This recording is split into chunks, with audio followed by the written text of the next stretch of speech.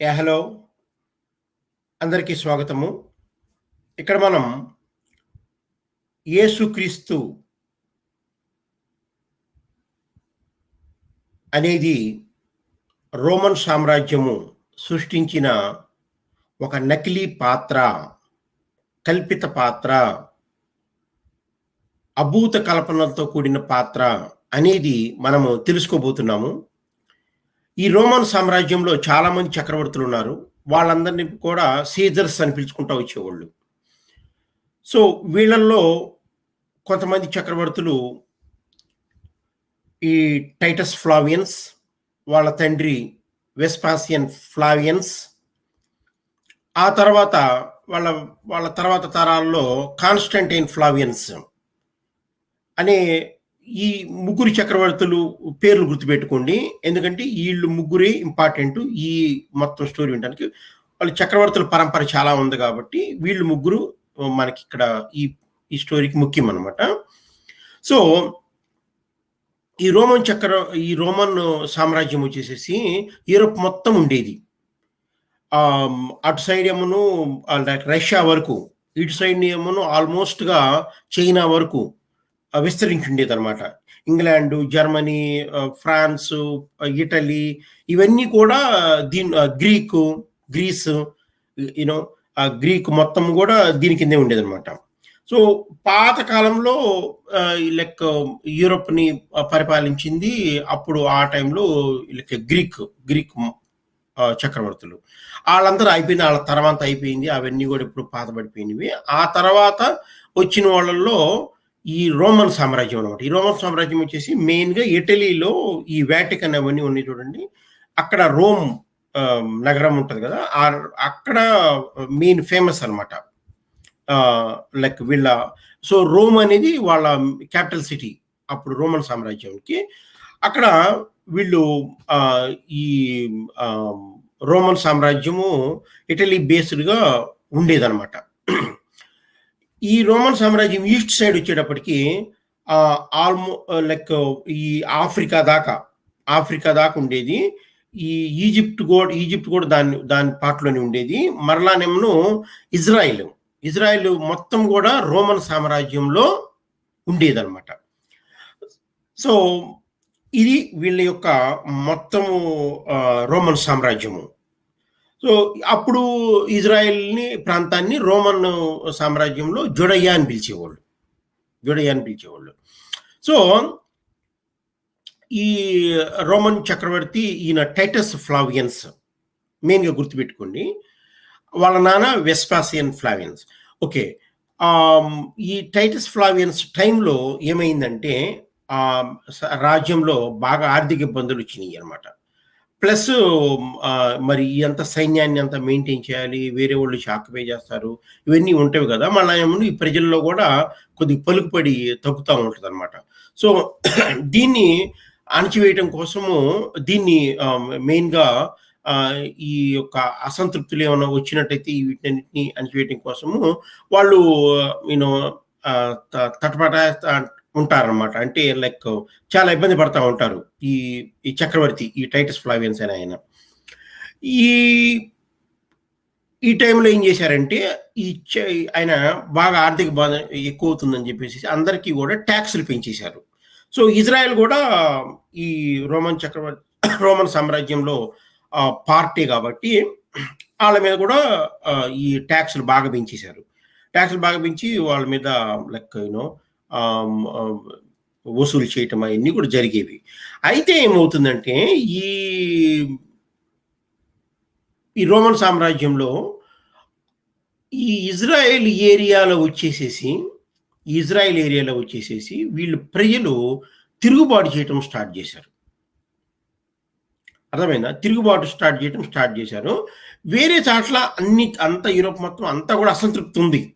ఈళ్ళు ఇదంతా చాలా డబ్బులు అంతా కూడా మన దగ్గర నుంచి టాక్స్ రూపంలో కలెక్ట్ చేస్తున్నారనేసి కోపం ఉంది. ఇక్కడైతే మాత్రం తిరుగుబాటు చేశారు ఈ ఇజ్రాయెల్ వాళ్ళు ఎవరయ్యా అంటే వీళ్ళు మోషే అనే ప్రవచనకర్తని నమ్ముకొని అతను క్రియేట్ చేసిన ఈ అది మన లైక్ వాళ్ళ వాళ్ళ దేవుడు ఉంటాడు కదా, లైక్ యెహోవా. ఆ యెహోవాని క్రియేట్ చేసింది ఈ మోషేని. ఈ మోషే కొన్ని పాయింట్లు రాశారు. కొన్ని పాయింట్లు రాసి ఈ ఇజ్రాయెల్ వాళ్ళకి ఇచ్చాడనమాట. సో, ఇజ్రాయెల్ వాళ్ళు ఈ మోషేని ఆల్మోస్ట్‌గా దేవుడులాగా భావిస్తారనమాట. ఆయన ఏం చెబితే అట్లా ఫాలో అయ్యేటట్టు. సో, ఈ మోషే రాయటంలో పాయింట్లు రాయటంలో వన్ ఆఫ్ ద పాయింట్ ఏంటంటే, ఇజ్రాయెల్ వాళ్ళు ఎవరు కూడా భయపడాల్సిన అవసరం లేదు. మిమ్మల్ని ఎవరైనా చక్రవర్తులు వేరే రాజ్యాలు మిమ్మల్ని గనక వశపరుచుకుంటే, ఆక్యుపై చేసుకుంటే, మెస్సయ్య వస్తాడు, దేవుడు పంపిస్తాడు.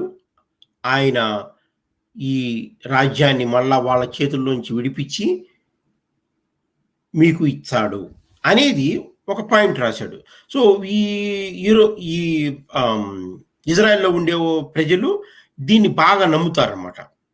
దీన్ని బాగా నమ్ముతారు.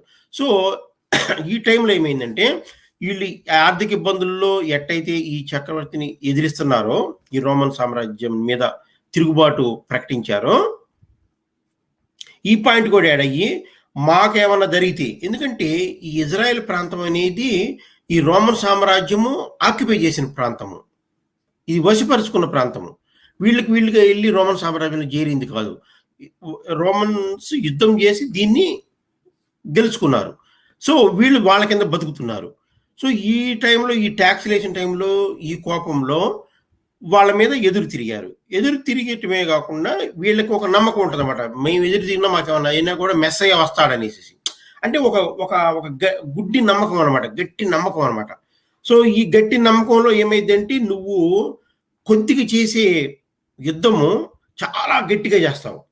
ఇంకా పోరాట పటిమ బాగా పెరిగిద్దనమాట. ఏది?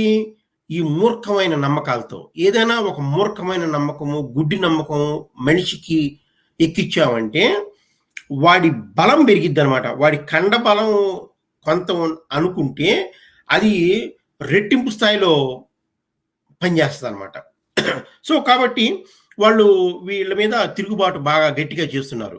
సో, ఈ టైంలో ఈ టైటస్ ఫ్లావియన్స్ అనే ఈ చక్రవర్తి కొంతమంది ఈ స్కాలర్సు వీళ్ళకి వెనకాలుండి ఎవరైనా రెచ్చగొట్టే వాళ్ళందరినీ కూడా బందీలుగా చేసేసేసి ఈ రోమ్ నగరానికి తీసుకొచ్చేసేసి వాళ్ళ జైల్లో పెట్టేశారు.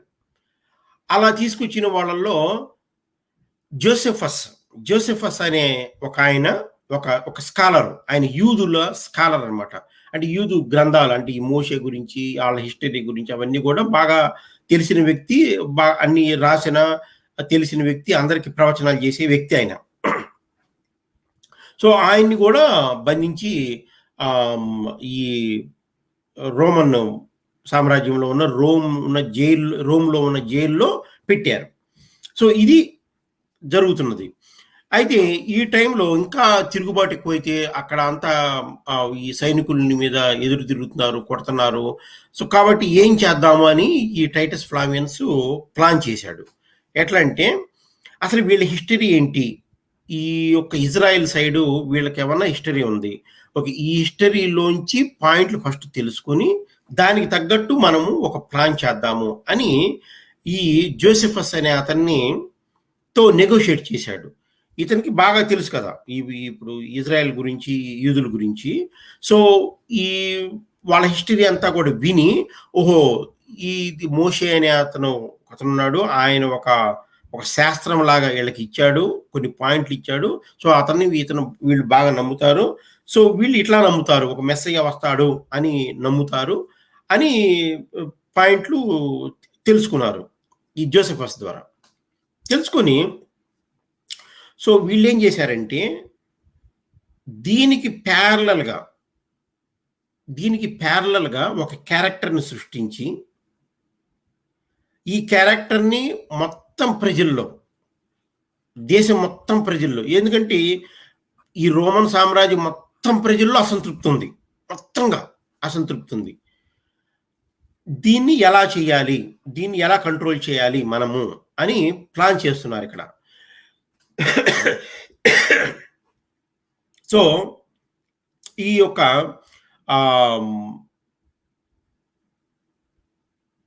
జోసెఫస్ అనే అతని దగ్గర నుంచి ఈ పాయింట్లని తీసుకొని ఒక క్యారెక్టర్ని బిల్డ్ చేస్తున్నారు ఇక్కడ.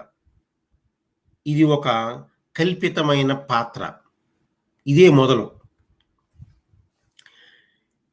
ఈ పాత్రను సృష్టించి ప్రజల్లోకి ఒక దేవుడు అనే భావాన్ని కల్పించాలి అనేసేసి ఇది ప్లాన్ చేశారనమాట. ఈ తీసే వాటిని టైపాలజీ అంటారు. టైపాలజీ అంటే ఇప్పుడు మనకు కూడా తెలుసు, ఒక 100 సంవత్సరాల క్రితమో, 200 సంవత్సరాల క్రితమో, ఒక 1000 సంవత్సరాల క్రితమో ఒక స్టోరీ జరిగి ఉంటుంది. ఒక స్టోరీ అంటే ఒకటి జరిగి ఉంటుంది. అది బాగా ప్రజల్లో నాటుకుపోయి బాగా ఫేమస్ అయి ఉంటుంది ఆ స్టోరీ. సపోజ్ అది జరిగింది కదా.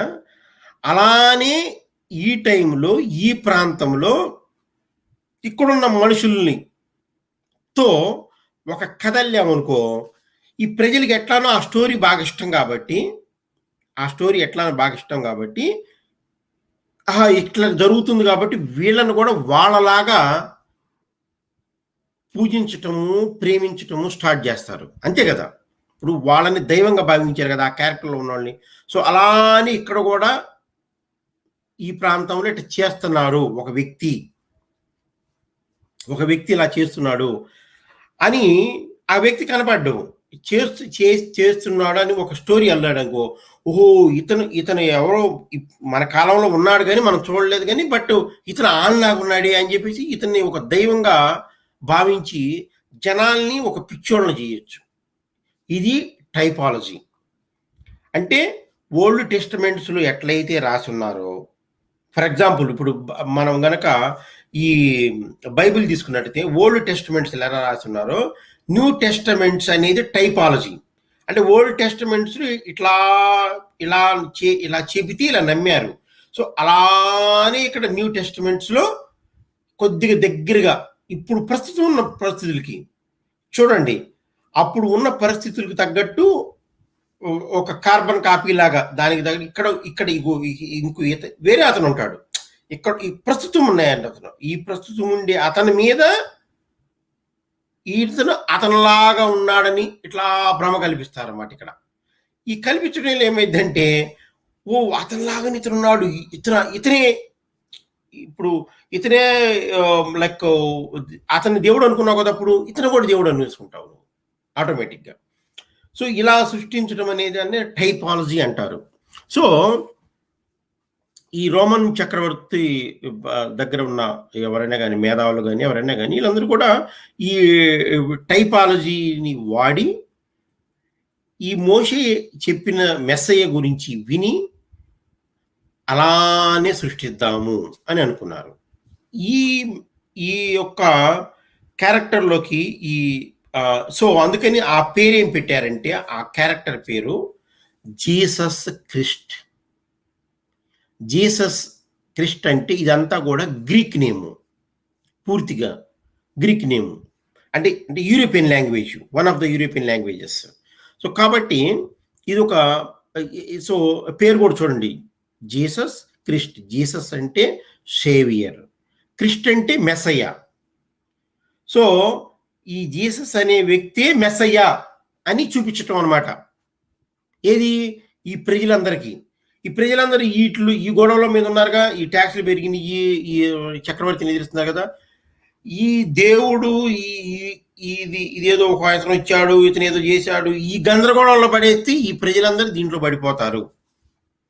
ఇది ఈ చక్రవర్తి, ఈ టైటస్ ఫ్లావియన్స్ చక్రవర్తి యొక్క ఐడియా. సో దానితో ఏమైందంటే ఈ జీసస్ క్రిస్ట్ అనే ఒక క్యారెక్టర్ని సృష్టించారు.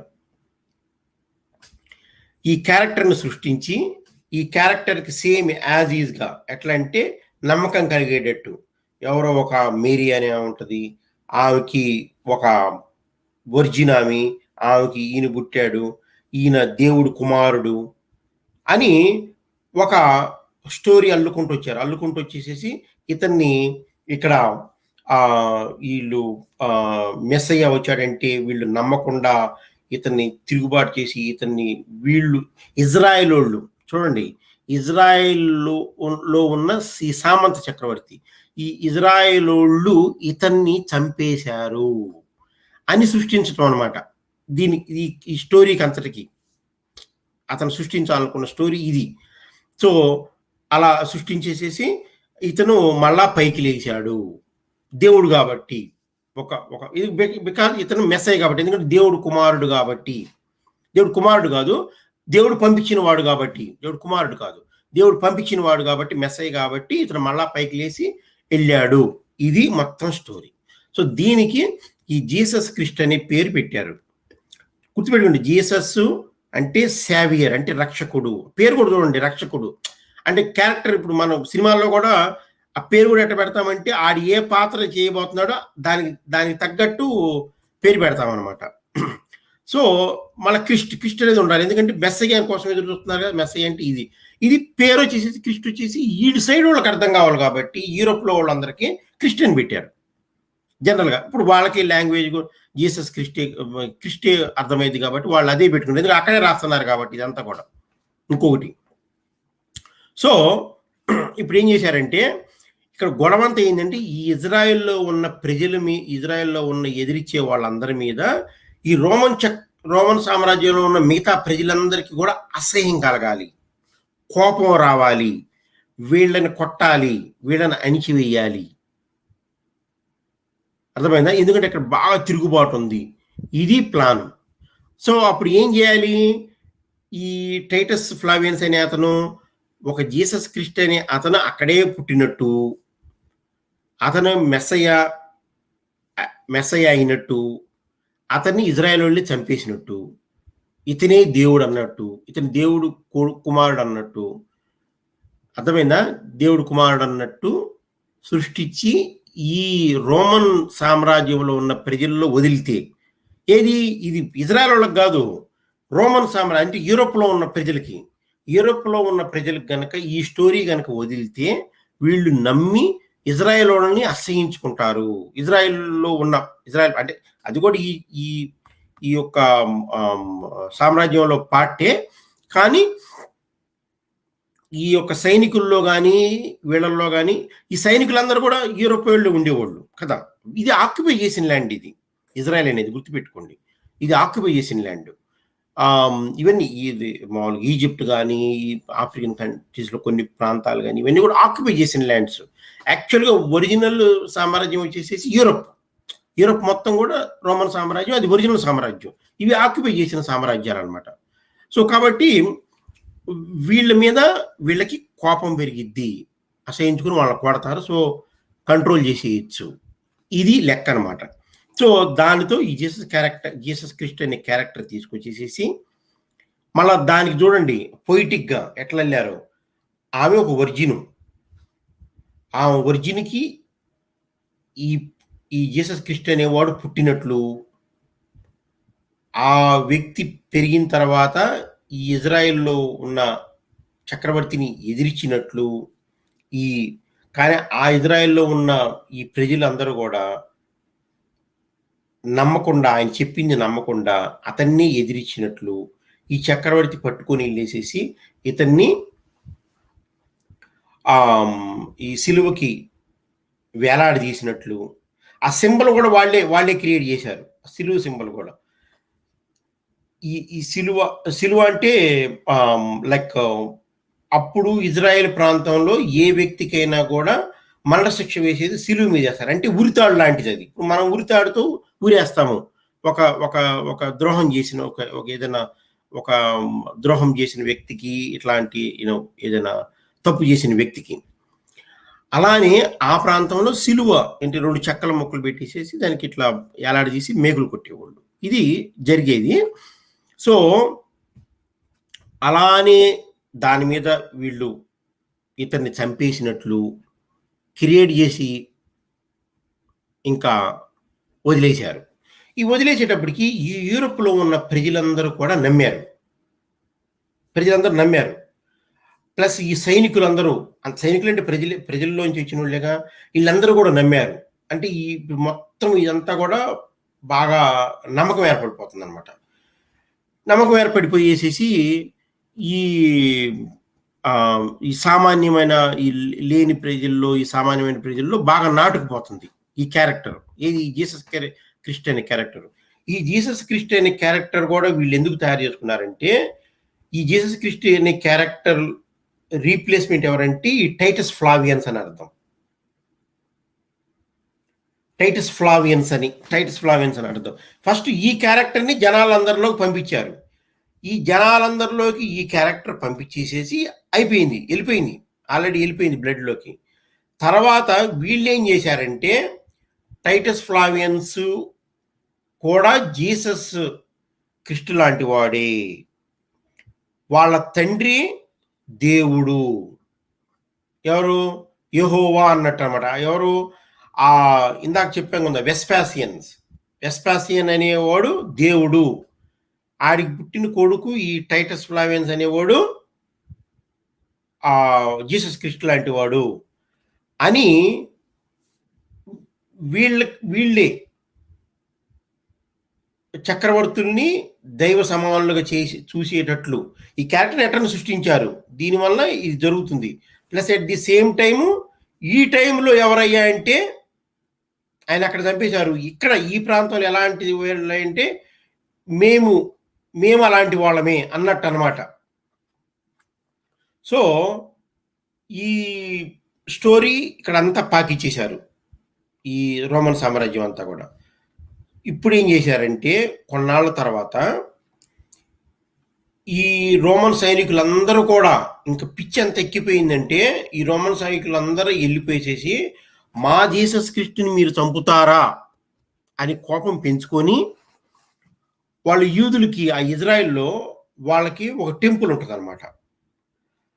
అదే ఈ యెహోవా టెంపుల్. అది యెహోవాకు ఒక పెద్ద టెంపుల్ కట్టారు. ఇంకా అది వాళ్ళు ఏమనుకుంటారంటే, ఇంక దీని మించింది ఏమి లేదు, అదొక సెంటర్ ఆఫ్ ఈ భూమి మొత్తం కూడా ఈ టెంపుల్లో ఉన్న ఆ సెంటర్ మీద ఆధారపడి బతుకుతుంది అని అంత నమ్మకం అనమాట వాళ్ళకి. సో వాళ్ళు ఆల్రెడీ పాతకాలంలో వాళ్ళు ఎవరైతే దేవుడు చెప్పాడో అనుకుంటున్నారో, ఈ మోషే రాసిన దానిలో అతను కట్టిన ఒక టెంపుల్ని ఆల్రెడీ పడేశారు. పడేస్తే ఈ టైంలో హెరోడ్ అనే ఇంకొక చక్రవర్తి మళ్ళా ఒక టెంపుల్ కట్టాడు. పోయిన టెంపుల్ని పడేస్తే ఆ టెంపుల్ తీసుకుని మళ్ళా కొత్త టెంపుల్ కట్టాడు. కొత్త టెంపుల్ కట్టి అది కూడా చాలా సంవత్సరాలు అయిపోతుంది, అది కూడా చాలా చాలా వందల సంవత్సరాలు అయిపోయింది. కానీ వాళ్ళు ఆ యొక్క టెంపుల్ని చాలా పవిత్రంగా చూసుకుంటుంటారు అనమాట, చాలా పెద్దది. అదే యెహోవా టెంపుల్. సో ఏం చేశారంటే, ఈ రోమన్స్ అందరు వెళ్ళిపోయేసేసి ఆ ప్రజలందరినీ కొట్టి ఆ టెంపుల్ మొత్తాన్ని కూడా సర్వనాశనం చేశారు. అసలు వాళ్ళకు ఉండేది ఒకే ఒక టెంపుల్. అది చాలా చిన్న దేశము ఇజ్రాయెల్ అనేది. ఆ ఇజ్రాయెల్లో కూడా ఆ ఒక్క టెంపుల్ అనేది వెరీ ఫేమస్. అదొక్క టెంపులే ఉండేది, ఇంకే టెంపుల్స్ ఉండేవి కాదు. దాన్ని సినగోగ్ అంటారు. ఆ ఒక్క టెంపులే ఉండేది. ఆ టెంపుల్ని మొత్తాన్ని డిస్ట్రాయ్ చేశారు. ఇప్పుడుకెళ్ళి చూసుకుంటే కూడా ఏమీ ఉండదు అక్కడ. అక్కడ ఒక గోడ ఉంటుంది అంతే, ఒక సైడ్కి ఒక పెద్ద గోడ, అదొక్కటి మిగిలిపోయింది. ఇప్పుడు ఈ ఇజ్రాయెల్ వాళ్ళు అందరూ కూడా, ఆ యూదులు ఆ ఒక గోడకే దండం పెట్టుకుని ఉంటారు, లోపలంతా పడేసారు. ఏది, రోమన్ వాళ్ళు. ఎందుకు, వీళ్ళకి ఆల్రెడీ పిచ్చి కల్పించాడు ఈ క్యారెక్టర్తో, ఈ జీసస్ క్రిస్ట్ అనేవాడిని చంపారనేసి. మీకు తర్వాత ఇంకొన్ని నిజాలు కూడా అర్థమవుతాయి మాట్లాడుకుంటా పోతే. సో ఇలా జరుగుతుంది అనమాట. ఆ తర్వాత ఇంక ఈ ప్రజల్లో ఈ జీసస్ క్రిస్ట్ అనేవాడు ఒక దేవుడు లాగా అనమాట. ఒక దేవుడు, ఇంకా వాళ్ళకి ఎవరైనా ఉందంటే దేవుడే ఈయనే. వీళ్ళు కూడా ఏం చేశారంటే, ఈ రోమన్ సామ్రాజ్యంలో వాళ్ళకి పాతకాలంలో మైత్రేయ అని టెంపుల్స్ ఉండేవి చాలా. సన్ గాడ్ అంటే సూర్యుడిని దేవుడిగా పూజ చేసేవాళ్ళు, చాలా టెంపుల్స్ ఉండేవి. ఆ టెంపుల్స్ అన్ని మళ్ళీ పడేసేసి ఈ టైటస్ ఫ్లావియన్స్ టైంలో ఈ లైక్ కొన్ని వాళ్ళ టెంపుల్స్ ఏమి పడేయలేదు. కానీ ఈ జీసస్ క్రిస్ట్ అనేది క్యారెక్టరు, ఈ యొక్క దేవుడు అనే క్యారెక్టర్ ఈ సామాన్య ప్రజలందరిలోకి వెళ్ళిపోయింది. సామాన్య ప్రజలందరిలోకి వెళ్ళిపోయింది. టెంపుల్స్ ఏం పడేయలేదు ఆయన. టైటస్ ఫ్లావియన్స్ కాదు. తర్వాత చెప్తాను మీకు అది ఎవరు పడేశారనేసి. ఈ ప్రజలందరూ కూడా ఈ జీసస్ క్రిస్ట్‌ని దేవుడిగా భావిస్తున్నారు. ఏది లోవర్ ఎండ్‌లో. అప్పర్ ఎండ్‌లో వాళ్ళు మాత్రం మామూలుగానే ఉన్నారు కొద్దిగా. ఈ లోవర్ ఎండ్ అంతా బాగా ఫుల్‌గా జీసస్ క్రిస్ట్‌ని దేవుడిగా భావించటం ఉన్నారనమాట. ఉంటా ఉంటే తర్వాత ఈ చక్రవర్తి అయిపోయింది. టైటస్ ఫ్లావియన్స్ అయిపోయింది. తర్వాత ఈయన కాన్స్టంటైన్ ఫ్లావియన్స్ అని వచ్చాడు. ఇంకో చక్రవర్తి. తర్వాత కాలంలో. ఆ చక్రవర్తి టైంలో ఏం జరిగింది అనేసి అస్సలు ఇక్కడే క్రిస్టియానిటీ పుట్టుకకి ఇక్కడ స్టార్ట్ అయింది. ఇప్పుడు అర్థమైంది కదా, జీసస్ క్రిస్ట్ అనేవాడు దేవుడుగా ఆల్రెడీ యూరోప్ మొత్తం కూడా పూజిస్తుంది. కానీ పైకి కాదు, ఈ లోవర్ ఎండ్ పీపుల్ అందరూ పూజ చేసేవాళ్ళు.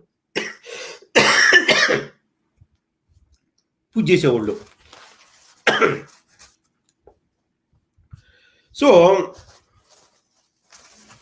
ఈ కాన్స్టంటైన్ ఫ్లావియన్స్ అనే అతను వచ్చిన తర్వాత ఈ జీసస్ క్రిస్ట్ అనే అతన్ని పూజ చేస్తున్నారు. ప్లస్ మళ్ళా అట్ ది సేమ్ టైము ఈ సైనికుల్లో కూడా అందరూ కూడా చాలా మంది జీసస్ క్రిస్ట్‌ని పూజ చేయటము జరుగుతూ ఉందన్నమాట. అప్పుడు ఈ కాన్స్టంటైన్ ఫ్లావియన్స్ అని ఉన్నాడు కదా, ఎవరు ఈ టైటస్ ఫ్లావియన్ తర్వాత చక్రవర్తి. ఇప్పుడు ప్రస్తుతం మనము కాన్స్టంటైన్ యుగంలో ఉన్నాం, టైంలో ఉన్నాం మనం. Right, okay. ఈయన అమ్మగారు, వీళ్ళ అమ్మ, ఆమె పేరు హెలెనా. ఆ హెలెనా అనే ఆమె కూడా ఈ లోవర్ ఎండ్ పీపుల్ అందరూ కూడా ప్రజలందరూ పూజ చేస్తున్నారు కదా, ఈ అప్పర్ ఎండ్లో పూజ చేసేవాళ్ళు కాదు, ఈ లోవర్ ఎండ్లో పూజ చేస్తున్నారు కదా. ఆమె ఎక్కడ తగిలిందో ఏమో, ఒకరోజు ఎక్కడికో వెళ్తుంటే జరుగుతుంటే ఈమె కూడా ఈ జీసస్ క్రిస్ట్ పిచ్చి పట్టింది. ఈయనే దేవుడు అనేసేసి. అర్థమైందా? ఈ తల్లికి ఈ జీసస్ క్రిస్ట్ దేవుడని పిచ్చి పెట్టింది. ఇంకా ఈమె వీళ్ళ కొడుకు చెప్తుండా ఉండేది ఈ కాన్స్టంటైన్కి, ఈ జీసస్ క్రిస్ట్ అనేది. ఇతను అవన్నీ వినేవాడు కాదు, పట్టించుకునేవాడు కాదు. ఇతను దూరంలో ఇతను ఉండేవాడు అనమాట. అయితే ఇప్పుడు ఈమెం చేసిందంటే, నేను ఈ పిచ్చి బాగా ఎక్కువైపోయింది అనమాట ఈమెకి. ఈ కళలో రావటము, అసలు ఏందో ఆయనతో ఏందో మాట్లాడుతున్నట్లు, జీసస్ క్రిస్ట్‌తో ఈ సంభాషిస్తున్నట్లు, ఇవన్నీ. మళ్ళానేమోను ఈ లైక్ ఆమె ఈ పిల్లోడికి చెప్తా ఉండేది, కానీ వీడు వింటా ఉండేవాడు కాదు. ఒక టైంలో ఏమైందంటే, ఈ కాన్స్టంటైన్ ఫ్లావియన్స్ ఉన్నప్పుడు పక్కన మ్యాక్సిమస్ వేరే వాళ్ళు యుద్ధానికి వచ్చారు. యుద్ధము ఆ సైనికులందరూ కూడా ఆల్మోస్ట్గా ఇంకా రోమ్ నగరానికి చాలా దగ్గరలో ఉన్నారు, ఇంకా ఆక్యుపై చేయడానికి. ఆ టైంలో ఈమెం చెప్పిందంటే, లైక్ జీసస్ క్రిస్ట్‌ని నమ్ము ఇది అని ఇట్లా చేసిందనమాట. ఇట్లా చేసినప్పటికీ ఇతను అంతేం నమ్మలేదు. ఇతని యుద్ధ స్కిల్స్‌లో ఇతను వెళ్ళిపోతున్నాడు. అయితే ఈ మ్యాక్సిమస్ వీళ్ళు అటు సైడ్ నుంచి వచ్చారు కదా రోమ్ సైడ్‌కి. ఒక బ్రిడ్జ్ ఉంది, ఒక నది ఉంది, ఒక బ్రిడ్జ్ ఉంది. బ్రిడ్జ్ సైడ్ అవుతున్నారు. వాళ్ళందరూ ఆ బ్రిడ్జ్ ఎక్కారు లోపలికి రావటానికి. ఎక్కినప్పుడు ఆ బ్రిడ్జ్ అంతా పడిపోయి వాళ్ళు నదిలో కొట్టుకుపోయారు. దాంతో ఆ నదిలో కొట్టుకుపోయిన వాళ్ళు ఆ చక్రవర్తి కూడా ఉన్నాడు. ఎవరైతే దండయాత్ర చేయడానికి వచ్చిన చక్రవర్తి కూడా చచ్చిపోయాడు. అందరూ చచ్చిపోయారు. చచ్చిపోయిన తర్వాత వీడు పర్వాలేదు, బాగుంది, ఇంకంతా రిలాక్స్గా ఉన్నాడు. ఈ రిలాక్స్ మూడ్లో ఉన్నప్పుడు మళ్ళా తీసుకెళ్ళి అంటించింది ఈ జీసస్ క్రిస్ట్ గురించి. వాడు ఎంతకాలం పడతాడు. ప్లస్ దట్టు ఏంటంటే, సామాన్య ప్రజలందరూ కూడా బాగా ఈ మతాన్ని, ఈ జీసస్ క్రిస్ట్‌ని పూజించడం స్టార్ట్ చేశారన్నమాట. సో ఈ గొడవ అంతా మనకెందుకులే అని చెప్పేసేసి, సరే నేను కూడా జీసస్ క్రిస్ట్‌ని నమ్ముతాను అని ఊరక అలా ఆ యొక్క దీనికి ప్రాంతానికి కూడా ఇలా ఈ క్రాస్ సింబల్స్ లాగా పెట్టటం బిగిన్ చేశారు. ఎవరు? ఈ కాన్స్టంటైన్ అనే అతను. సో, ఆ లెక్కన ఈ ఇదొక ఈ యొక్క రోమన్ సామ్రాజ్యంకి అఫీషియల్ మతం అయిపోయింది ఇంకా. రోజు తల్లి చెబుతాడు, రోజు ఇంట్లో జోరీలాగా చెబుతా ఉంటే వాడేం చేస్తాడు, ఒకరోజు చచ్చినట్టు వాడు కూడా సర్లే సావనీలే అని చెప్పేసి మారిపోయాడు. మారిపోయి మళ్ళా ప్రజల్ని ఇట్లా అయితేనే మనం వాడుకోవచ్చు బాగా. ఎందుకంటే వాళ్ళు ఆల్రెడీ మారిపోయి ఉన్నారు. ఎంతమంది మరి ఎంతకాలం ఎదిరిస్తాడు? ఎదిరించలేడు. మన సైనికుల్లో కూడా ఈ జీసస్ క్రిస్ట్ పిచ్చి ఎక్కువైపోతుంది. సో వీళ్ళు మరి మాట వినరుగా, ఇతని ఇన్స్ట్రక్షన్ వినరుగా. అందుకని ఏం చేసినాడంటే, సరే అతను కూడా మారినట్టు ఒక టైపు వేషం వేశాడు. అందుకని అతను ఏం మారలేదు, కానీ మారినట్టు వేషం వేశాడు. సో అందుకని కాన్స్టంటైన్ టైం నుంచి ఈ యొక్క క్రిస్టియానిటీ ఉధృతమైంది, అందరికి స్ప్రెడ్ చేయటము అక్కడి నుంచి స్టార్ట్ అయిందని చెప్పేసి ఫస్ట్ చర్చి కట్టిన అతనే యాక్చువల్గా. Constantine is the first one. Christianity అనేది పునాది రాయేసి చర్చి కట్టింది అతనే యాక్చువల్గా. సో ఇది ఎలా జరుగుతుంది? ఈ పిచ్ అంతా ఎక్కువైపోయి ఇంకెంత ఎక్కువైపోయిందంటే, వాళ్ళ రోమన్లో ఉన్న ఈ గుళ్ళు ఉన్నాయి చూడండి, ఈ మైత్రేయ అనే ఈ సన్ గాడ్, ఈ సూర్యుడిని పూజ చేసి వాళ్ళందరూ సూర్యుడిని పూజ చేస్తూ ఉండేవాళ్ళు. ఆ గుళ్ళన్నీ కూడా కొంత పడేసేసి కింద బేస్మెంట్లు అట్లానే ఉన్నాయి. వాటిపైన ఈ చర్చిలు కట్టారు. చర్చిలు కట్టుకుంటూ పోయినారు. సో ఇప్పుడు మనకి రోమ్లో ఎక్కడ మనము చూసుకున్నా కూడా కిందంతా కూడా రోమన్ గాడ్స్ ఈ మైత్రేయ ఉండి ఉన్న స్ట్రక్చర్ ఉంటుంది, పైన చర్చ్ ఉంటుంది. ఇప్పుడు ఎట్లా అంటే బాబరీ మసీద్ లాగా అక్కడ ఉన్న గుడిని పడేసేసి ఆడు మసీద్ కట్టాడు కాడు వచ్చి వాడిని తీసేసిన తర్వాత మళ్ళీ ఇప్పుడు మనకు కనపడతా ఉంటుంది అనమాట. అక్కడ ఉన్న శిల్పాలన్నీ కూడా అలానే ఉంటుంది. ఇప్పుడు మీరు రూమ్లోకి వెళ్ళి చూసుకున్నా కూడా ఇలానే ఉంటుంది. కిందేమో మైత్రేయ గాడు ఆ శిథిలాలు ఉంటాయి, పైన ఏమో చర్చి ఉంటుంది. మీరు ఇప్పటికైనా వెళ్ళి చూసుకోండి. సో అట్లా చిన్నగా రోమ్ నుంచి మొదలైందనమాట ఇట్లా చర్చిలు కట్టుకుంటూ పోవటం అనమాట. సో ఫస్ట్ చర్చి ఆయన కట్టాడు అనమాట. ఇప్పుడు ఏమైందంటే, వీళ్ళ అమ్మగారికి ఇంక బాగా పిచ్చి ముదిరి ఉంటుందిగా. అసలు అప్పుడే పిల్లోడు మామూలుగా ఉన్నప్పుడే కొద్దిగా మాదిరి వయసులో ఉన్నప్పుడే పిచ్చెక్కింది. ఇంకొద్ది వయసు బాగా పెరిగింది. ఇప్పుడు ఆమెకి 75 సంవత్సరాలు వచ్చేసింది. ఈ హేలేనే అనే ఆమెకి పిచ్చి ఇంకెంత ముదిరి ఉంటుంది, చాలా ముదిరి ఉంటుంది అనమాట. ఇంకా ఏందో జీసస్ క్రీస్తుతో కళ్ళలో మాట్లాడతాము, అంత కళల్లో మాట్లాడతాము, ఆయనకి ఏదో సంభాషిస్తున్నట్టు, ఆయనకి ఏదో తగ్గినట్టు, ఏదో అట్లా బాగా పిచ్చి ముదిరింది. ఈ పిచ్చి ముదిరి ఏం చేసిందంటే, ఈ జీసస్ క్రిస్ట్ అనే ఈయనకి తెలీదు ఎవరు ఈ టైటస్ ఫ్లావియన్స్ అనే అతను అల్లాడు కథ. ఆ టైంలో వీళ్ళని ఎదిరించడం కోసం అల్లింది. ఈ జనాలు నిజమే అనుకుని నమ్మేశారు.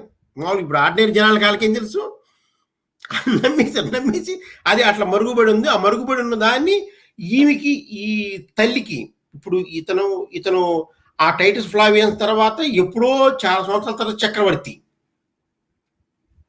ఎవరు, ఈ కాన్స్టంటైన్ అతను, వాళ్ళ మనవడో ఏదో సంథింగ్, ఆ టైటస్ ఫ్లావియన్స్ కి మనవడో, తర్వాత మనవడు కొడుకో తెలియదు నాకు. మనవడు అవ్వచ్చు, మనవడు కొడుకు అవ్వచ్చు. బట్ సీక్వెన్స్ లో మాత్రం చాలా తర్వాత ఆ టైటస్ ఫ్లావియన్స్ కి. టైటస్ ఫ్లావియన్స్ అతను ఒక స్టోరీ వెళ్ళాడు జీసస్ క్రిస్ట్ అతను, అది ఎక్కింది కూడా అందరికి ఎక్కలేదు. ఒక లోవర్ ఎండ్ పీపుల్ కి చిన్నగా ఎక్కింది అనమాట. చిన్నగా ఎక్కేసేసి మరలానేమోను ఈ ఎక్కే టైంలో ఏమైందంటే, దీన్ని సెయింట్ పాల్ అనేవాడు దీన్ని ఫుల్గా ట్విస్ట్ చేసి పడేశాడు. సెయింట్ పాల్ అనేవాడు ఏంటి, ఆడెవడో వీడికి లేఖ రాశాడు, వీడెవడో వాడికి లేఖ రాశాడు అని వీడు కొంత స్టోరీ వీడు యాడ్ చేశాడు, ఈ సెయింట్ పోల్ అనేవాడు.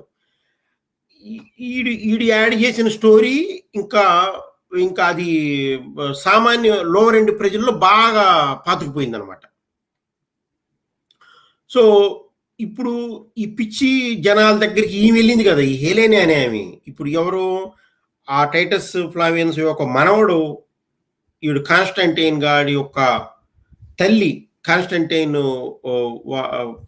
ఫ్లావియన్స్ యొక్క తల్లి వెళ్ళింది కదా ఈ ప్రజల దగ్గరికి. ఈమెకు పిచ్చి అంటించుకొచ్చింది. ఈ పిచ్చి అంటించుకొని వచ్చేసేసి ఈ పిచ్చిని బాగా పెంచి కొడుకు కూడా కొడుకు అంటించిందంటే ఏముంది, చక్రవర్తి కదా.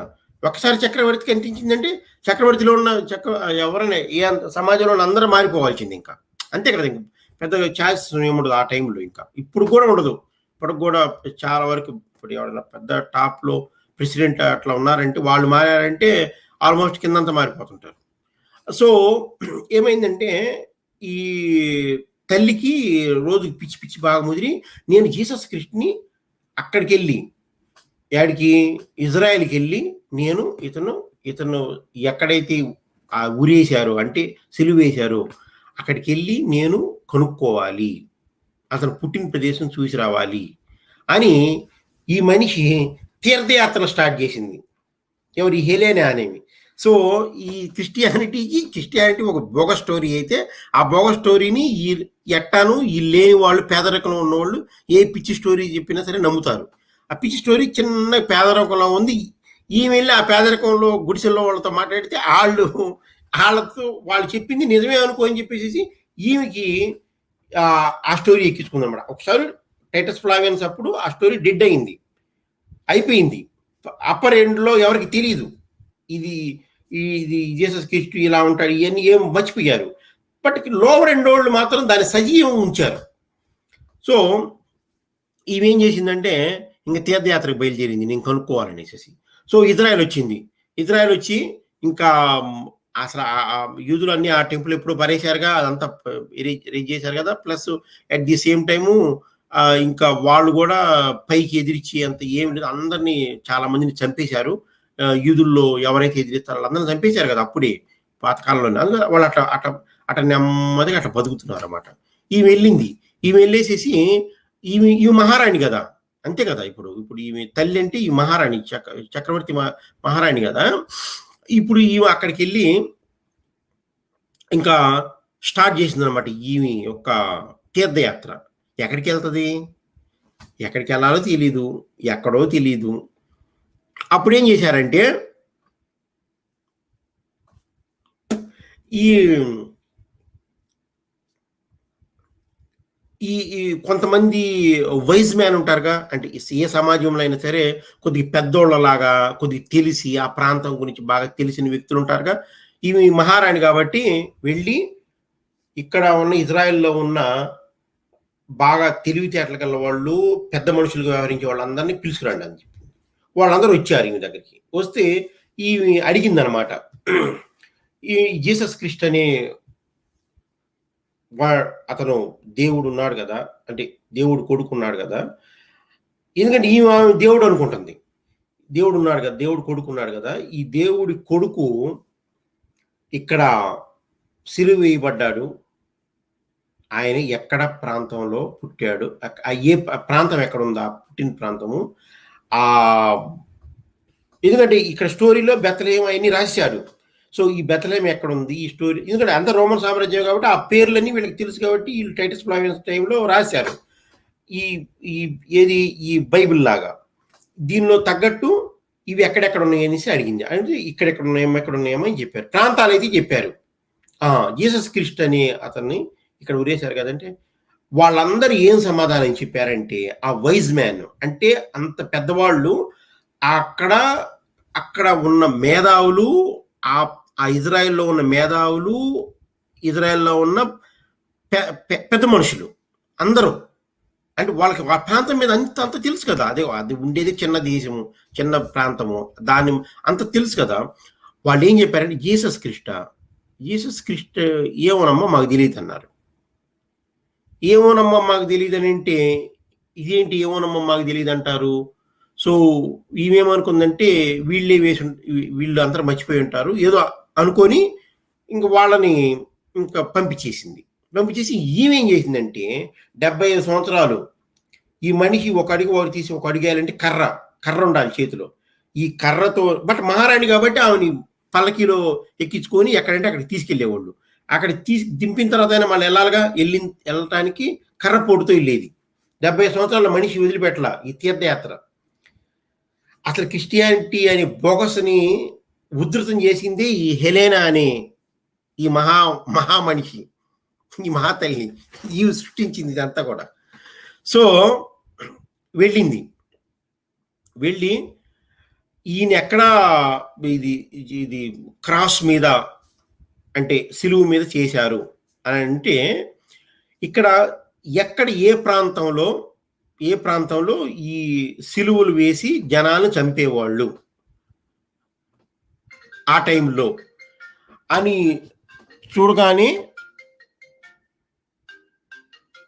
దాన్ని ఆ ప్రాంతాన్ని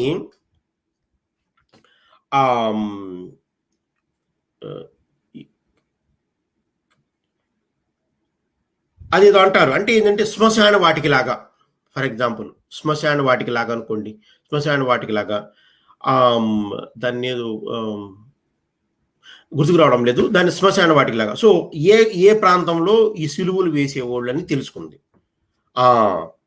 ఈ స్టోరీ బుక్ లో రాసినట్లు ఈ జెరూసలంలో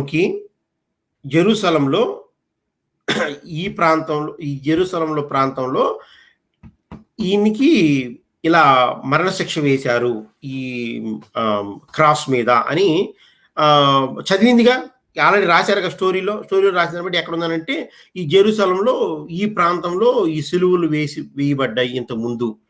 అంటే ఒక ప్రాంతంలో ఒక బరియల్ గ్రౌండ్ లాగా అండి అది. అంటే శ్మశాన వాటికలా అక్కడే ఇది వేసేసి అక్కడే పూడ్చిపెట్టేవాళ్ళు. అట్లా వెళ్ళిందనమాట. వెళ్ళేసేసి ఎక్కడ ఈ సిలువులు వేసే ప్రాంతంకి వెళ్ళిందనమాట. వెళ్తే ఆ బరియల్ గ్రౌండ్లో ఆ పాత కాలంలో ఆ చెక్క మొక్కలో కొన్ని ఆ భూములు అటు పడిపోయి అక్కడ ఉండిపోయినాయి కొన్ని భూములు. అర్థమైందా?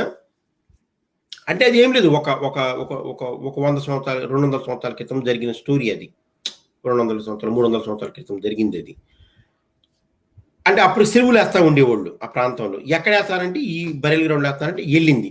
వెళ్ళంగానే పలానా దగ్గర వేశారని రాసినట్టు అక్కడికి వెళ్ళింది, ఆ ప్రాంతంలోకి వెళ్ళింది, ఆ బరియల్ గ్రౌండ్లోనే. అక్కడ ఈమెకి కొన్ని సిలువులు కనపడ్డాయి, కొన్ని గుట్టక సిలువులు కనపడ్డాయి. అంటే ఏం లేదు, ఇప్పుడు మనము శ్మశానంలోకి వెళ్ళిన తర్వాత అక్కడ అన్ని బాక్సులు ఉంటాయి కదా, ఈ క్రిస్టియన్లు అయితే బాక్సులు ఉంటాయి. ఈ మన దీంట్లో అయితే ఈ కర్ర పొలల మీద తీసుకెళ్ళిన ఆ కర్రల పక్కన శ్మశానంలో విసిరేస్తారు కదా, అట్లా ఆ సిలువులను అక్కడ పడేశారు.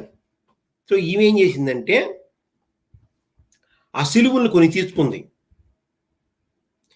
మరి ఈ సిలువుల్లో ఏ సిలువ జీసస్ని వేసిన సిలువ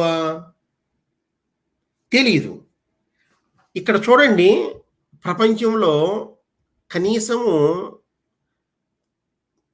ఇంతైనా కొద్దిగైనా జంతువు కన్నా మనకి కొద్దిగా ఎక్కువ జ్ఞానం ఉందని నమ్మిన ప్రతి మనిషి ఆలోచించండి. ఇక్కడ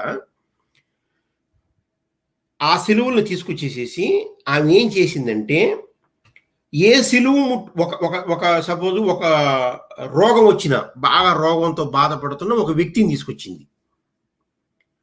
ఈ రోగంతో వచ్చిన వ్యక్తి ఏ సిలువు ముట్టుకుంటే ఆడికి ఆ జబ్బు తగ్గిపోయిందంట.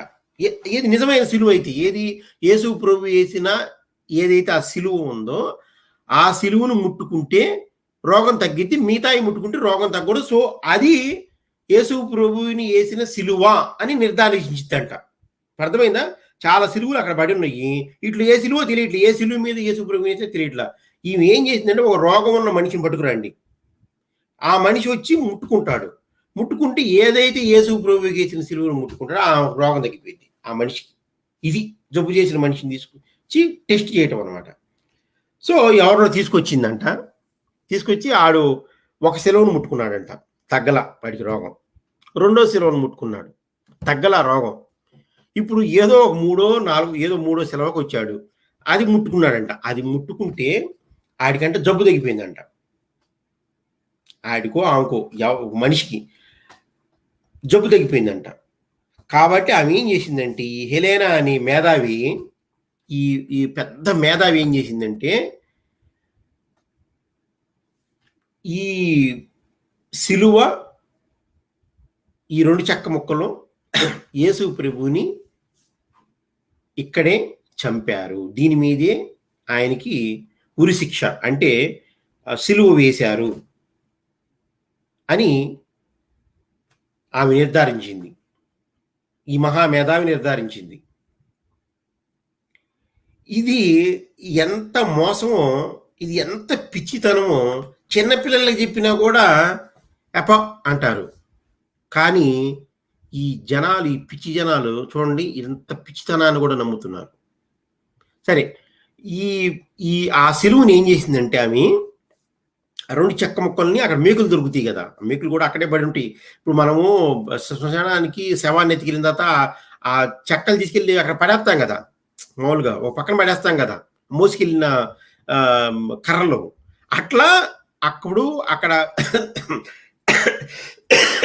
సిలువులు వేసిన వాళ్ళని, ఆ సిలువు ముక్కలు, ఆ మేకులని అక్కడ పడేస్తారు, అంతే కదా. ఏం చేసుకుంటారు, ఆ పడేశారు. శ్మశానం కాబట్టి అది. సో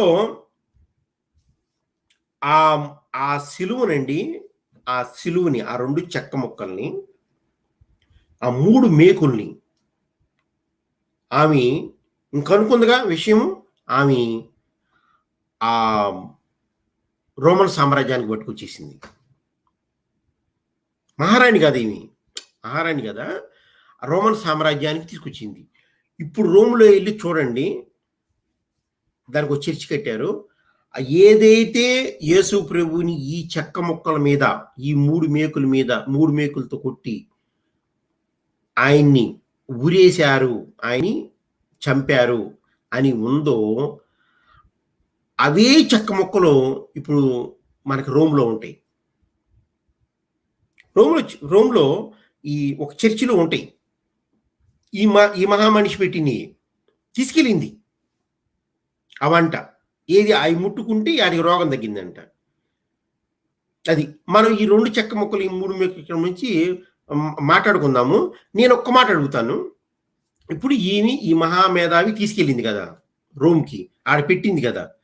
మరి అవి పెట్టినప్పుడు ఇప్పుడు ఏం చేశారంటే వాటన్నిటిని కూడా చుట్టూతో గ్లాస్ వేసేసి అక్కడ ఉన్నాయి. ఇప్పుడు నిజంగా చూడొచ్చు. అంటే తిక్కలో చిక్కుపోయి నమితే ఉన్నాయి అక్కడ. ఇప్పుడు ఆ చెక్క ముక్కని ఇప్పుడు మనకి చాలా మందికి రోగాలు వస్తున్నాయి.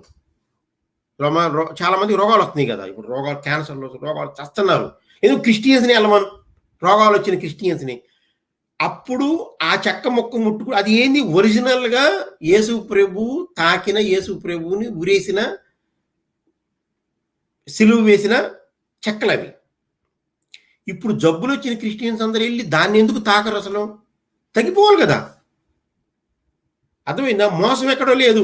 ఇక్కడే ఇది కూడా అడగండి అందరినీ, క్రిస్టియన్స్ అందరినీ. ఆ చెక్క మొక్కల్ని వీళ్ళు వెళ్ళి ఎందుకు ముట్టుకొని రోగాలు తగ్గించుకోవట్లా? ఎందుకంటే ఆ చెక్కలను ముట్టుకుంటే రోగం తగ్గింది కాబట్టి ఇవి యేసు ప్రభుని ఉరి వేసిన లేదా సిలువ వేసిన చెక్క ముక్కలు అని నిర్ధారించింది కదా. మరి వాళ్ళకి తగ్గినప్పుడు ఇప్పుడు చెక్క ముక్క ముట్టు తగ్గిపోవాలి కదా రోగం. ఇది ఇంత కామెడీ అనమాట. ఇంత కామెడీ కాదు, ఇంత ప్రజల్ని మోసం చేయొచ్చు పిచ్చి మాటలు చెప్పి. అర్థమైందా? ఇది మోసంలో పుట్టింది, అబద్ధాల మీద నిర్మించబడింది. దీన్ని ఇప్పటికీ కూడా చాలా మందిని నమ్మిస్తూ ఉంది. ఈ అబద్ధ పునాదుల మీద పుట్టిన ఈ స్టోరీ. సో ఇప్పుడు ఈ హెలెనా అనే ఆమె, అదే ఆ చెక్కమూలు తీసుకుని అయిపోయింది కదా. నేను ఏంటంటే అప్పుడు ఆమె అక్కడికి వెళ్ళింది కదా తీర్థయాత్రలకి. అప్పుడు ఆమె ఏం చేసిందంటే, ఆ ఒక్కటే కాదు, అసలు యేసు ప్రభు ఎక్కడ పుట్టాడు, మేరీ మాతకి, మేరీ అనే ఆమెకి, మేరీ మాత అనకూడదు, మేరీ అనే ఆమెకి ఎవరో వచ్చి ఏదో ఇచ్చాడు. ఏ ప్రాంతము. మళ్ళా ఈయన ఎక్కడ ప్రవచనాలు చేశాడు, ఏ బండ మీద కూర్చొని ఆ ప్రాంతము. ఈయన్ని ఎక్కడ సిలువ వేశారు ఆ ప్రాంతము. ఈయన్ని ఎక్కడ బాక్సులో పెట్టేసేసి మళ్ళా ఆమె ఎక్కడ పూడ్చిపెట్టారో కూడా కనుక్కుందంట ఈ మహామనిషి. ఈ మహామేధావి హేలెనా అనే మహామేధావి ఎక్కడ పూడ్చిపెట్టారో కూడా కనుక్కుంది. అది కూడా కనుక్కుందామి. ఈ చెక్కలే కాదు, ఇది కూడా కనుక్కుంది. అన్నీ ఎక్కడ పుట్టాడు, ఎక్కడ ఏ ఏ ఏ ఏ గుడిసెలో పుట్టాడు, ఎక్కడ ప్రవచనం చేశాడు, ఎక్కడ చేశాడు అని చెప్పేసి ఆమె మహారాణి కదా, రోమన్ చక్రవర్తి అప్పుడు డబ్బులు అంత రాజ్యం అంతా వాళ్ళదే కాబట్టి ఇంకేముంది, పెద్ద పెద్ద చర్చిలు కట్టేసింది. అవే church of nativity, church of sepulchre, అంటే ఈ ఎక్కడైతే ఇది వేసేసి అది మన ఆయన సమాధి ఉందో ఈ బెత్లెహేమ్ అనే దగ్గర ఒక చర్చి అన్ని కట్టింది. ఎక్కడైతే ఆయన ముద్రలు ఉన్నాయో ఆమె కనుక్కుందో అక్కడ ప్రతి చాట ఒక పెద్ద చర్చి కట్టింది. ఎంత పెద్ద చర్చిలు అంటే అప్పుడు అంతా అది రోమన్ ఆర్కిటెక్చర్, అది పెద్ద పెద్ద చర్చిలు కట్టింది.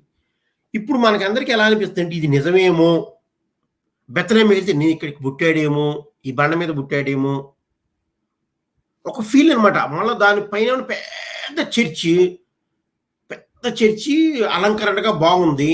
దీని లోపలికి వెళ్ళగానే ఒక విధమైన ఫీల్ కలిగి అది నమ్మటం. ఇక్కడికి రాగానే ఇక్కడ ఇన్ని సిలువ వేశారనుకుంటా, అదంతా నమ్మటం.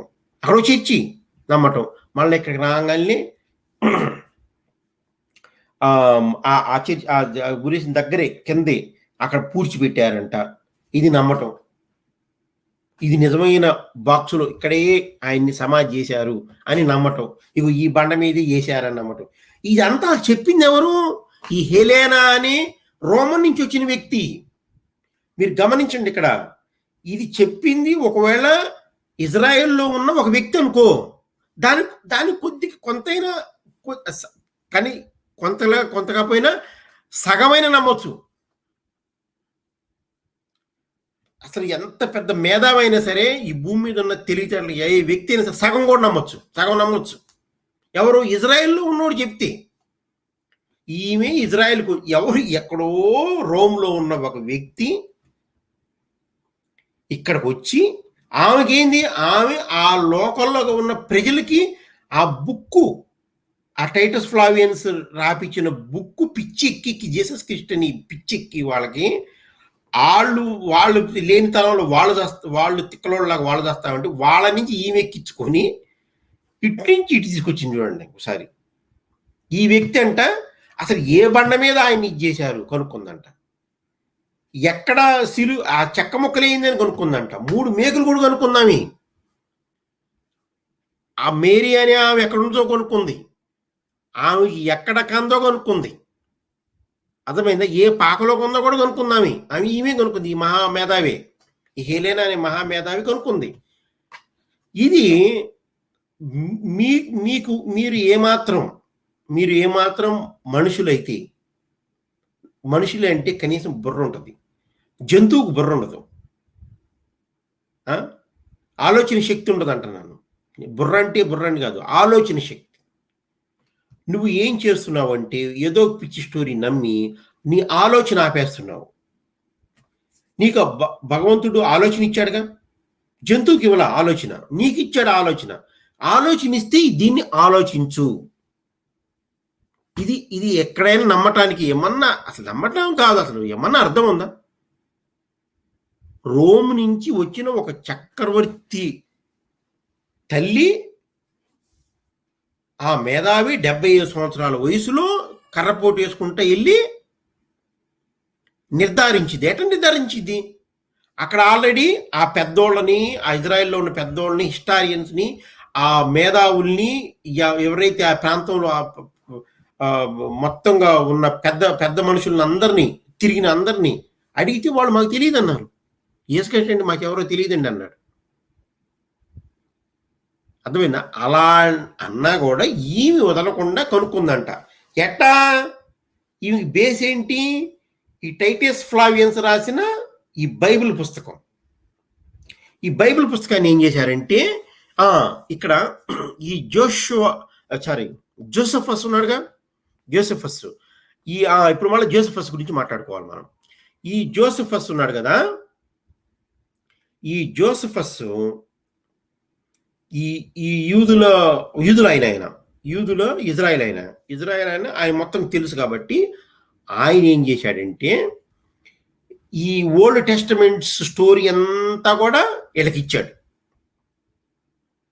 అదే ఈ ఓల్డ్ టెస్టమెంట్ స్టోరీ అంతా వీళ్ళకి ఇచ్చాడు. ఈ న్యూ టెస్టమెంట్ స్టోరీ వీళ్ళు యాడ్ చేశారు. ఈ రోమన్ చక్రవర్తుల్లో అక్కడ ఉన్న మేధావులు. అర్థమైంది మీకు? ఈ జోసెఫస్ ఓల్డ్ టెస్టమెంట్స్ అంతా ఇచ్చాడు. ఎందుకంటే ఇతనికి ఈ యూదులు నమ్మే మాటలు ఇవన్నీ కూడా ఈ ఓల్డ్ టెస్టమెంట్స్.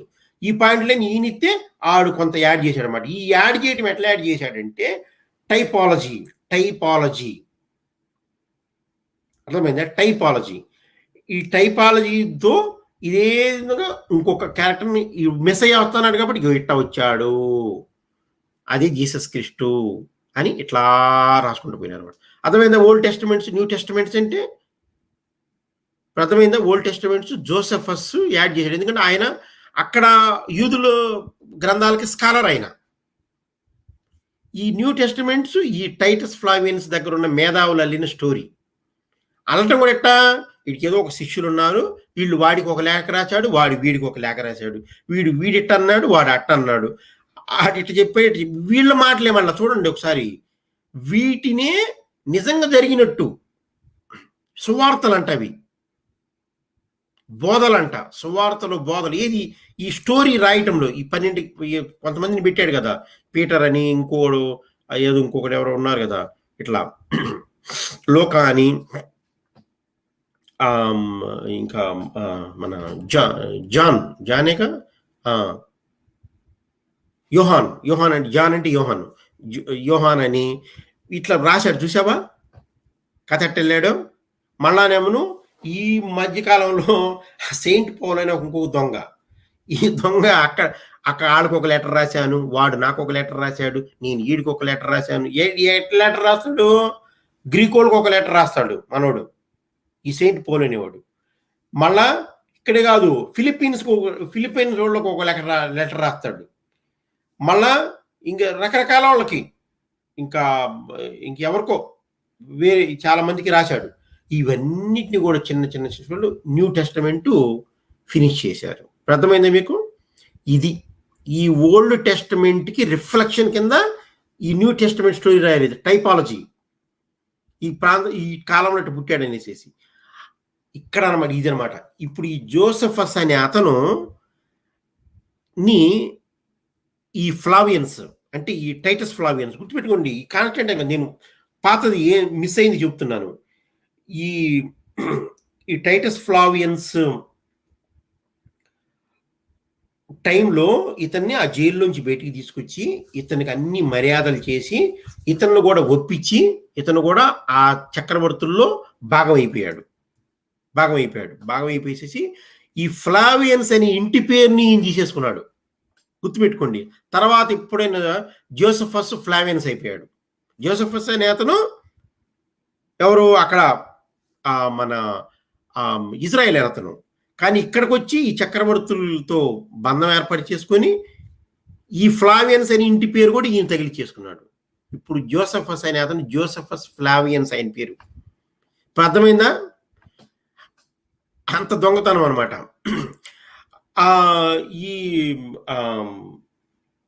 ఇప్పుడు ఇట్లా ఈ ఫ్లావియన్స్ అల్లిన స్టోరీని ఈ పిచ్చి జనాలు నమ్మి ఈమె ఇక్కడికి వచ్చి ఇట్లా చేసింది కదా. ఇప్పుడు మరలా మనం ఈ హెలెనా దగ్గరకు వద్దాము. ఇప్పుడు ఈమె పెద్ద పెద్ద చర్చిలు కట్టించేసింది ఇక్కడ మొత్తంగా. ఇప్పుడు చర్చిలు కట్టేసేసి ఇంకా కనీసము ఈ పిచ్చి జనాలకి వెనక్కి కూడా వెళ్లకుండా చూస్తేనే పెద్ద చర్చ్ ఉంది, కింద బండ ఉంది, ఏదో కింద ఒక చిన్న బొక్క ఉంది. దీంట్లో ఇతన్ని శవాన్ని పెట్టారు. ఈ బండ మీద పెట్టారు. నమ్మటం అన్నమాట. ఇదిగో ఇక్కడే ఈ గుడిసెలాగా అంటే పైన చర్చ్ ఆల్రెడీ కట్టేశారు. చర్చ్ ఆఫ్ నేటివిటీ అని. ఈమె కట్టించింది. హెలెనా అనే ఆమె. ఈమె కొనుక్కుంది. కనుక్కొని అట్లా చేసిందంట. చూసావా? ఆమె ఎట్ట కొనుక్కుంటుంది. ఆమెకి ఎట్ట తెలుసు? పోనీ ఆ లోకల్‌లో ప్రాంతంలో ఉన్న ఆ మనుషులైనా అంటే వాళ్ళు చేసింది కాదు మళ్ళీ. ఇది చూడండి ఇంత కామెడీ. అర్థమైందా?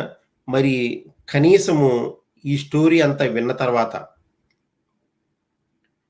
మరి ఈ జనాలకి ఏమన్నా జ్ఞానం పెరిగిద్దో, గుర్తించగలరో లేదో ఇదంతా ఒక మోసమని ఈ జీసస్ క్రిస్ట్ అనేది ఒక కల్పిత పాత్ర. టైటస్ ఫ్లావియన్స్ అనే చక్రవర్తి కల్పించిన కల్పిత పాత్ర.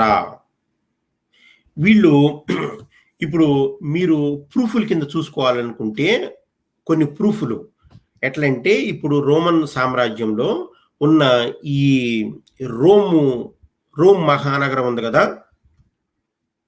ఈ రోమ్ నగరంలో ఈ టైటస్ ఫ్లావియన్స్, ఆ తర్వాత కాన్స్టంటైన్ ఫ్లావియన్స్ వీళ్ళందరూ కూడా వాళ్ళు చక్రవర్తి ఎండ్ టైంకి వచ్చేటప్పటికి వాళ్ళ యొక్క జీవితంలో వాళ్ళకేమన్నా గుర్తున్నవి తర్వాత ప్రజలకి చెప్పాలనుకునేవి, మేము ఇలా చేసాము, ఇలా ఉంది మాది అని చెప్పాలనుకునేవి వాళ్ళొక ఆర్చిల్లాగా పెడతారమ్మ. ఆర్చిల్లాగా తయారు చేస్తారు. ఒకటేమో టైటస్ ఫ్లావియన్స్‌కి ఒక ఆర్చ్ ఉంటది. ఒక ఆర్చ్ తయారు చేశారు. ఒక ఆర్చ్ తయారు చేసి దాని మీద రాస్తారు. దాని మీద చెక్కుతారు. దాని మీద రాస్తారనమాట మాటలు. ఇప్పుడు అదే దాన్నేమంటారు? శిలార ఏదో రాయి వేస్తాం కదా! ఇప్పుడు ఒకటి ఏదైనా కట్టేటప్పుడు ఒక రాయి వేస్తాం కదా! రాయి మీద రాసి దాని మీద చరిత్ర రాస్తాం. అట్లానే సేమ్ వాటిని ఆర్చిలు అంటారనమాట. సో టైటస్ ఫ్లావియన్స్‌కి ఒక ఆర్చ్ ఉంది రోమ్‌లో. రోమ్ ఇటలీలో ఒక ఆర్చ్ ఉంది. ప్లస్ కాన్స్టంటైన్‌కి ఒక ఆర్చ్ ఉంది. వెళ్ళి చూసుకోండి. అక్కడికెళ్ళి చూసుకోండి. ఆర్చ్ మీద ఏమేమి రాశారో మీరు వెళ్ళి చదవండి ఒకసారి వెళ్ళి. నిజం తెలిసిద్ది అనమాట. ఈ టైటస్ ఫ్లావియన్స్ ఆర్చ్ మీద ఎట్లా రాశాడంటే వాళ్ళ నాన్న డివైన్ అయినట్టు. అంటే వాళ్ళ నాన్న దేవుడు అయినట్టు. ఈ టైటస్ ఫ్లావియన్స్ చచ్చిపోయే టైంకి ఎలా చెక్కిచ్చాడంటే ఈ జీసస్ క్రిస్ట్ ఎవడో కాదు, ఈ జీసస్ క్రిస్ట్ నేనే అంటే లైక్ ఈ కాలంలో ఉన్న జీసస్ క్రిస్ట్ లాంటి నేనే అన్నట్టు జనాల్లో భ్రమ కలిగించటం అనమాట. మళ్ళీ ఈడు పేరు పొందాలి కదా, అది స్టోరీ వాడేసుకున్నాడు. అది వాళ్ళు దేవుడు అని నమ్ముతారు. అర్థమైంది నీకు? మూడు సెక్షన్స్. ఒకటి ఏంటంటే ఓల్డ్ టెస్టమెంట్స్లో స్టోరీ విని మెస్సయ్య అనే ఒక మాట పట్టుకొని మెస్సయ్య లాగా ఒక జీసస్ క్రిస్ట్ అనేది క్రిస్ట్ అని మెస్సయ్యే సృష్టించటం అనమాట. ఒకటి అది స్టోరీ వాడికి కాలంలో ఉపయోగపడింది. కానీ వీడు చచ్చిపోయేటప్పుడు వీడు దీన్ని వదులుకోకుండా మళ్ళా జీసస్ క్రిస్ట్ లాగా నేను వచ్చాను. అర్థమైంది నీకు? లాజిక్ అర్థం చేసుకోండి. ఇక్కడ జీసస్ క్రిస్ట్ లాగా నేను వచ్చాను. ఇది వీడే దొంగ స్టోరీ వెళ్ళి ప్రజల్లో పాకిచ్చి అది ఎప్పుడో జరిగింది కథ. అర్థమైందా? ఒక సమ్ నెంబర్ ఆఫ్ ఇయర్స్ క్రితం జరిగిన స్టోరీ అని నమ్మించి మళ్ళా ఆయన లేడు కాబట్టి ఈ కాలంలో అలాంటి నేనే అని భ్రమంలో కల్పించడం కోసం ఈ ఆర్చ్ తయారు చేయాలి. ఆర్చ్ మీద రాసి ఉంటుంది. మీరు వెళ్ళి రూమ్లోకి వెళ్ళి ఆర్చ్ చదవండి. టైటస్ ఫ్లావియన్స్ ఆర్చ్ చదవండి. ఆ చక్రవర్తి పెట్టిన ఆర్చ్. శిలాపలకము మన దగ్గర అయితే శిలాపలకం అంటాము. ఆ శిలాపలకం చదవండి వెళ్ళి. ఏం రాసి ఉంటుందంటే టైటస్ ఫ్లావియన్స్ సన్ ఆఫ్ గాడ్, వెస్పాసియన్స్ అంటే వాళ్ళ తండ్రి ఈజ్ గాడ్, అంటే వెస్పాసియన్స్ డివైన్ రాసి ఉంటుంది. ఇట్లని టైటస్ ఫ్లావియన్స్ సన్ ఆఫ్ డివైన్ అని రాసి ఉంటుంది. అర్థమైందా మీకు? ఇప్పటికైనా చెవులు పూలు ఇంకా చాలా మీకు ఇంకా చెవులో పూలు. ఇవి చెవులో పూలు అంటే తెలుసుకోండి. సో ఇలా ఉంటదన్నమాట. మళ్ళా కాన్స్టాంటైన్ అంటే ఆయన మనవడు. ఎవరు? ఈ యొక్క ఈ టైటస్ ఫ్లావియన్స్ తర్వాత తరంలో వచ్చిన మనవడు ఆయన. ఈ కాన్స్టాంటైన్ ఫ్లావియన్స్ కూడా మీరు గ్రహిస్తే చూడండి ఒకసారి, చాలా చాలా జాగ్రత్తగా గమనించండి. ఆయన ఒక ఆర్చి ఉంటుంది, అంటే ఆయనకు ఒక శిలాపలకం ఉంటుంది. అతను చచ్చిపోయినప్పుడు అతను ఒక శిలాపలకం పెట్టి, ఆ శిలాపలకం మీద ఎక్కడా కూడా చూడు, వీళ్ళమ్మ ఫోర్స్ చేయటం వల్ల ఈయన క్రిస్టియానిటీని ఏదో పనులే. వాడికి చక్రవర్తులకి ఏంటంటే ప్రజల్ని ఎలా కంట్రోల్ చేయాలా, రాజకీయం ఎలా చేయాలని దాని మీద ఇంట్రెస్ట్ ఉంటుంది. అనేది ఈ పిచ్చి నమ్మకాలు వీటి మీద ఉండదు. ఈ ఈ యేసుక్రీస్తుని ఫోర్స్ చేసిందిగా ఈ సింబల్ కూడా వాడిపించింది. ఈ యొక్క క్రాస్ సింబల్ కూడా, ఈ సిలువు సింబల్ కూడా వాడిపించింది ఆయన చేత. సో అంత వాడాడు కదా, ఇంత ప్రచారం. ఆయనే చర్చిలు కట్టించాడు. ఈ పిచ్చి జనాలు అందరూ ఇంతమంది ఎగబడతామంటే ఏం చేస్తాడని చెప్పేసి ఆయనే మోసంలాగా కొన్ని చర్చిలు కట్టించేశాడు, కొన్ని చర్చిలు అన్ని చేశాడు. ఇంత చేశాడు కదా ఆయన. ఈ చర్చిలు కట్టించాడు. ఫస్ట్ చర్చి ఆయనే కట్టింది. ఈ భూమి మీద ఫస్ట్ చర్చి కట్టింది కాన్స్టాంటైన్ కదా, అందరికీ తెలుసు. కాన్స్టాంటైన్ ఇంత చర్చిలు కట్టి ఇంత చేశాడు కదా. ఆయన ఆల్రెడీ రాజకీయ నాయకుడు, ఆయన అంటే చక్రవర్తి. ఆయనకి ఈ పిచ్చి ఇంత తిక్కలోలాగేమున్నాడు. ఆయన లాస్ట్గా ఒక ఆర్చ్ పెట్టాడు, అర్థమైందా? అంటే శిలాపలకం. దాని మీద ఎక్కడా కూడా జీసస్ అనే మాట ఉండదు. జీసస్కి సంబంధించిన సింబల్ సిలువ, ఆ సింబల్ కూడా ఉండదు. అంటే అర్థం చేసుకోండి, ఈ రోమన్ చక్రవర్తులు జస్ట్ ప్రజల్ని ఎలా గ్రిప్లో పెట్టుకోవాలా అని దానికోసము ఈ క్యారెక్టర్స్ అన్ని క్రియేట్ చేశారు. వాళ్ళకేం భక్తి ఉండదు, నమ్మకం ఏమి ఉండదు. అది పిచ్చోళ్ళు కాదు. వాళ్ళు ఏంటంటే చక్రవర్తులకు ఎప్పుడైనా కూడా ప్రజల్ని ఎలా కంట్రోల్ చేయాలి, ప్రజల్ని ఎలా చేయాలి అని దాని మీద ఉంటుంది. సో ఈ రెండింటిని బట్టి మనకు ఇప్పటికే స్పష్టమైపోవాలి. అర్థమైందా? ఇంత పిచ్చోడు క్రిస్టియన్ పిచ్చోడు పెద్ద చర్చిలు కట్టాడు అనుకునేవాడు, ఆయన లాస్ట్ శిలాపలకం మీద ఒక్క జీసస్ గురించి ఒక్క సింబల్ కూడా ఉండదు. అర్థం చేసుకోండి. అది ఇప్పుడు మనకు అర్థమైంది కదా, ఈ స్టోరీ అంతా కూడా ఇది సంగతి. ఓకే.